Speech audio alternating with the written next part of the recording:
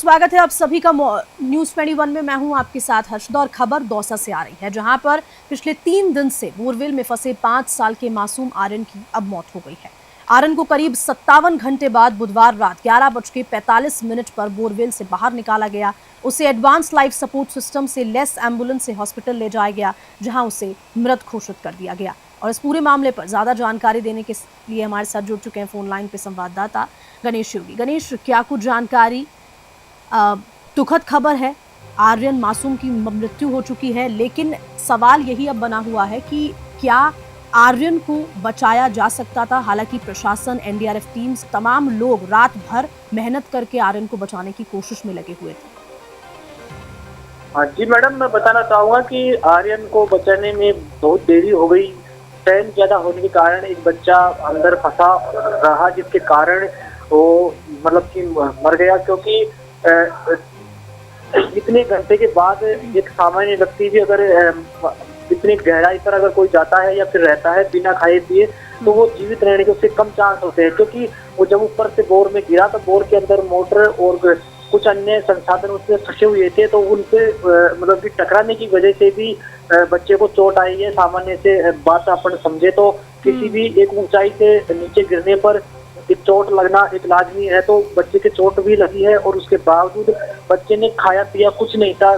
System के द्वारा देने की कोशिश भी की जा रही थी, परंतु वहां तक पहुंच नहीं पाया, जिसकी वजह से बच्चा किसी भी प्रकार का पोषण नहीं ले पाया। और अब पोषण के अभाव में और ज्यादा समय के कारण बच्चा ने अपनी जंग से हार गया। और वो मतलब कि कल रात यानी कि 11:45 के लगभग उसको मतलब कि रस्सी और जो अम्ब्रेला या फिर जो रिंग के द्वारा जो टीम थी उसने उसको जकड़ने की कोशिश की। जैसे ही बच्चा उसमें फंसा तो टीम ने उसको बाहर निकाला। बाहर निकालने के बाद उसको आनन फानन में दौसा जिला हॉस्पिटल यहाँ पर लेके आए, जहाँ पर चिकित्सा कर्मियों ने वहाँ का जो भी प्राथमिक उपचार होते हैं या फिर जो प्राथमिक उसकी मतलब की जांचें होती हैं, जैसे ईसीजी वगैरह, तो वो करने के बाद उसको डॉक्टर्स की टीम ने मृत घोषित कर दिया।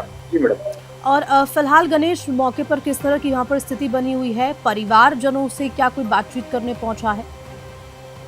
मैडम, परिवारजनों से फिलहाल बातचीत करने के लिए कोई धीरे धीरे जनप्रतिनिधि भी सांत्वना दे रहे हैं अपने सोशल मीडिया पर भी, और वहां पर भी जाने की उम्मीद है। परंतु परिवारजन में दुख की लहर है, शोक है, वो मायूस है, कुछ बोलने के लिए तैयार नहीं है।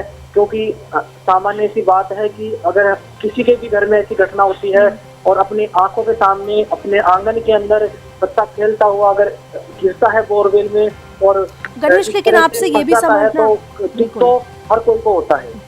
गणेश, बिल्कुल देखिए, अब आपसे ये भी समझना चाहेंगे, क्योंकि देखिए इस दुख को कोई कम तो नहीं कर सकता, लेकिन इस पूरे हादसे से हम सिर्फ सब सीख ले सकते हैं। तो आखिरकार जो ये बोरवेल में बच्चा जो फंस गया था, गिर गया था, माँ उसके साथ थी, उसके बाद ये किसकी लापरवाही सामने आ रही है? क्या उसको अच्छे से पैक नहीं किया गया था? क्या पूरा एक बार आप जो पूरा वाक्य है वो एक बार समझाइए।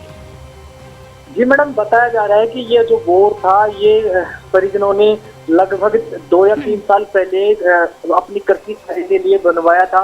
तो उस दौरान इसमें उसी समय पर कुछ इसमें मतलब कि जो मोटर या फिर जो खोदने की जो व्यवस्था है वो इसके अंदर फंस जाने के कारण ये बोर तब से ही मतलब कि काम में नहीं लिया गया था और ये पूर्ण रूप से बंद था। परंतु घर वालों ने इसको परिजनों ने इसके ऊपर किसी भी प्रकार की कोई मतलब कि सेफ्टी का जुगाड़ कोई भी नहीं लगाया था, क्योंकि ये पूरा ओपन था। और ओपन होने के कारण जो बच्चा इसके अंदर गिर गया, क्योंकि यदि ये बोर पाइप के द्वारा या फिर किसी पत्थर की शिला के द्वारा अगर ढका हुआ होता तो ये हादसा नहीं देखने को मिलता। क्योंकि राजस्थान की बात कर लेते हैं कि राजस्थान के ग्रामीण एरियो में इस तरह की घटनाएं दौसा जिले में भी अब तक 6 महीने के अंदर 3 घटनाएं, इससे 2 घटनाएं इससे पहले भी हो चुकी हैं।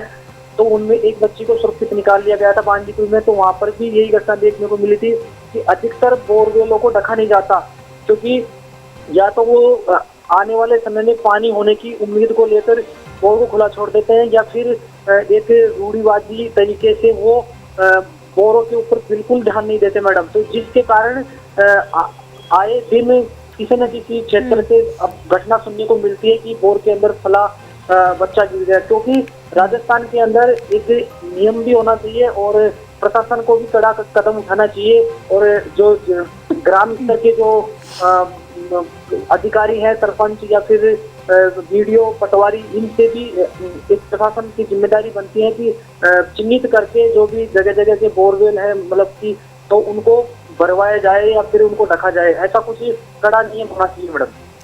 ठीक है, बहुत शुक्रिया आपका गणेश जानकारी देने के लिए। तो इस पूरे मामले पर अब सवाल यही है, सरकार पर भी है और साथ ही साथ तमाम लोगों पर है कि जिस तरह से अब मासूम की मौत तो हो गई है, लेकिन इस पूरे हादसे से सबक लेना बहुत ज़रूरी हो जाता है और हम उम्मीद करते हैं कि आगे इन हादसों को कंट्रोल में किया जाएगा। और लेकिन एनडीआरएफ तमाम टीम्स ने बहुत मेहनत की, लेकिन आखिरकार एक छोटा बच्चा था, वो अब अपनी जो ज़िंदगी की जंग लड़ रहा था 57 घंटे से, अब वो हार चुका है। शिफ्ट किया गया, लेकिन यहाँ हमने ईसीजी निकाल के देखी तो वो सर्वाइव नहीं कर पाया। और मोटे तौर पे जो हमने अभी एग्ज़ामिन किया है उसमें ये लग रहा है कि जब ये गिरा तो उस वक्त कहीं कोई हार्ड ऑब्जेक्ट से या किसी तरह की कोई चोट शायद पहली बार रही है, तो उस वजह से ये अपने आप को सर्वाइव नहीं कर पाए। तो कितनी देर पहले गई होगी सांसें, क्या लग रहा है आपको? अब ये तो एक अलग चीज़ हो गई, क्योंकि वो पोस्टमार्टम रिपोर्ट से ही सामने हो सकता है, आ सकता है।